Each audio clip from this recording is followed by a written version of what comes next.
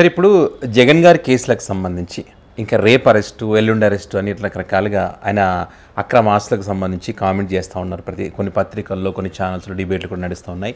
ఈ క్రమంలో Telangana high court BP ఆచార్య గారు ఎవరైతే అధికారి ఉన్నారో ఆయనకు సంబంధించి మరి ఇందులో నాకు సంబంధం లేదు, కావాలని కేసు ఇరికించారని చెప్పిన దాంట్లో ఇది వాళ్ళు క్లోజ్ చేసినటువంటి పరిస్థితి, ఇన్వాల్వ్మెంట్ లేకుండా. సో ఎట్లా చూడొచ్చు అంటారు నిజంగా దీంతో జగన్ గారి కేసులన్నీ కంప్లీట్ అవుతాయా, లేకపోతే ఇది ఒక్కటి మాత్రం ఆయన ఒక్కడినే పక్కన పెట్టారా?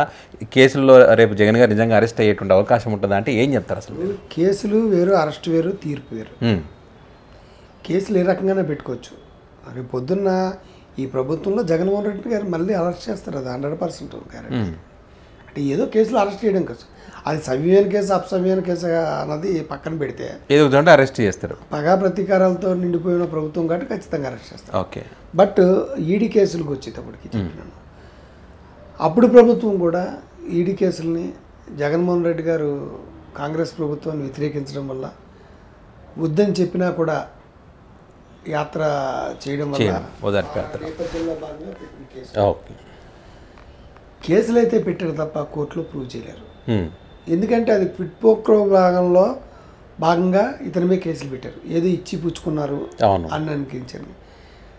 ఆ రోజు వైఎస్ రాజశేఖర రెడ్డి గారు ముఖ్యమంత్రిగా ఉన్న కాలంలో ఈయన ఏ రోజున కూడా శాసనసభ కానీ ఆ సెక్రటరియట్కి కానీ ఏ రోజున వెళ్ళిన పాపనేమి లేదు. అతని పని అతను చూసుకున్నాడు, ఎంపీగా చేసుకున్నాడు.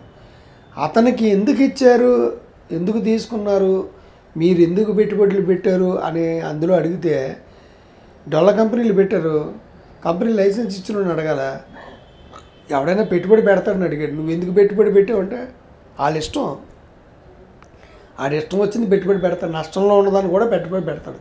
నాకు నచ్చింది, నష్టంలో ఉన్నాడు, అతన్ని కొంచెం హెల్ప్ చేయాలనుకున్నాను పెట్టుబడి పెట్టాను. నువ్వు ఎందుకు పెట్టుబడి పెట్టావు, నువ్వు ఏదో లబ్ధి పొందావు కదా అని అంటే సరే, ఒకవేళ లబ్ధి పొందారనుకుందాం. లబ్ధి పొందితే ఏదైనా ప్రభుత్వ పరంగా లబ్ధి పొందాలంటే క్యాబినెట్ అప్రూవల్ ఉండాలి, క్యాబినెట్లో సమావేశంలో తీర్మానం ఉండాలి, తీర్మానం చేసుకుని పెడతారు. సో ఇప్పుడు ఒకవేళ తప్పుడుగా ఒకవేళ లబ్ధి చేకూర్చారంటే దానికి బాధ్యత ఎవరు వహించాలి? క్యాబినెట్ వహించాలి. అప్పుడున్న క్యాబినెట్ మంత్రుల మీద కానీ ముఖ్యమంత్రుల మీద కానీ కేసు పెట్టాలి. అలా కేసు పెట్టకుండా జగన్మోహన్ రెడ్డి గారి మీద కేసులు పెడితే నువ్వు ఎలా తీసుకున్నావు అని ఆ కేసులు నిలబడతాయా? కేసులు ఏమీ నిలబడవు, ఏది నిలబడదు. మీరు అంతకుముందు కూడా అన్నారు కేసులు నిలబడవు అని చెప్పి. ఏమీ ఒక అడ్వకేట్గా చెప్తున్నాను. ఏ కేసులు నిలబడవు. కేసులు నిలబడాలంటే డైరెక్ట్ హ్యాండ్ ఉండాలి, డైరెక్ట్ హ్యాండ్ ఉండాలి. డైరెక్ట్గా నువ్వు ఇచ్చినట్టుగా, అతన్ని బెదిరించినట్టుగా, అతని దగ్గర నుంచి పుచ్చుకున్నట్టుగా. ఇప్పటికీ చూస్తున్నాం, గత 2 సంవత్సరాలుగా దఫదఫాలుగా కేసులు చాలామందిని పక్కా తీసేస్తున్నారు, అందులోంచి తప్పుడుగా పెట్టారని తీసేస్తున్నారు.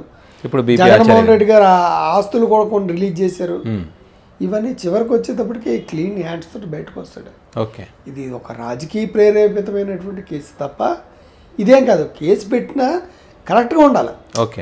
ఆఫ్ కోర్స్ అక్కడైనా లబ్ధి జరిగి ఉండొచ్చేమో, లేదని నేను అంటున్నది. జరిగితే మీరు కేసు పెట్టవలసింది ఎవరి మీద? క్యాబినెట్ మీద, అప్పటి క్యాబినెట్ మీద. సో వాళ్ళంతా ఏ తప్పు చేయనప్పుడు జగన్మోహన్ రెడ్డి తప్పు చేయనట్టు అంతే కదా. నువ్వెందుకు కేసులు పెట్టావు, నువ్వెందుకు కేసులు పెట్టావు అని వాళ్ళతో అంటే వాళ్ళని కస్టడీలో తీసుకుని మాకు డబ్బులు ఇచ్చారు కాబట్టి మేము పెట్టామండి, వీళ్ళతో బెదిరించారని చెప్పించడానిక. ఇప్పుడు వాళ్ళకి వ్యతిరేకంగా వాళ్ళ చేత బలవంతంగా నేను వాళ్ళ వల్లే ఇలా చేశానని చెప్పించడానికి అది చెల్లదు. అందువల్ల కేసులు ఈడీ పెట్టిన కేసులైనా, సిబిఐ పెట్టిన కేసులైనా చివరికి వచ్చేదాన్ని పోతే తప్ప అందులో శిక్ష పడేటువంటి అవకాశం ఏం లేదు.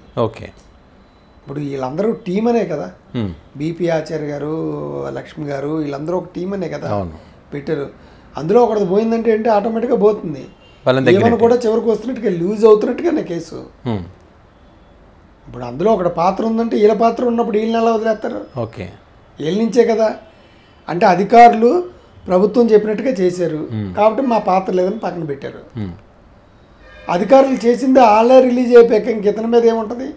ఒకవేళ పెడితే రాజశేఖర రెడ్డి గారి మీద కేసు పెట్టాలా, లేకపోతే ప్రభుత్వం మంత్రుల మీద కేసు పెట్టాలా, నువ్వు ఎలాగిచ్చావని. క్యాబినెట్ ఎలా తీర్మానం చేసిందండి? వన్స్ క్యాబినెట్ తీర్మానం చేస్తే ఎవడు ఏం చేయలేడు. క్యాబినెట్ తీర్మానాన్ని అందరూ గౌరవించవలసిందే. ఆ క్యాబినెట్ తీర్మానమే రాంగంటే మీరు కోర్టులో వేస్తే చెప్పించుకోవాలా. సో ఇండిపెండెంట్ డెసిషన్ కాదు కాబట్టి ఈ కేసులే నిలబడవు. వైసీపీ అన్నట్టు కడిగిన ముత్యంలా వైసీపీ అన్నట్టుగా కడిగిన ముత్యంలోకి వచ్చేస్తే అందులో ఏమి లేదు, డైరెక్ట్ ఇన్వాల్వ్మెంట్ కనిపిస్తుంది తప్ప ఏమి లేదు. ఓకే.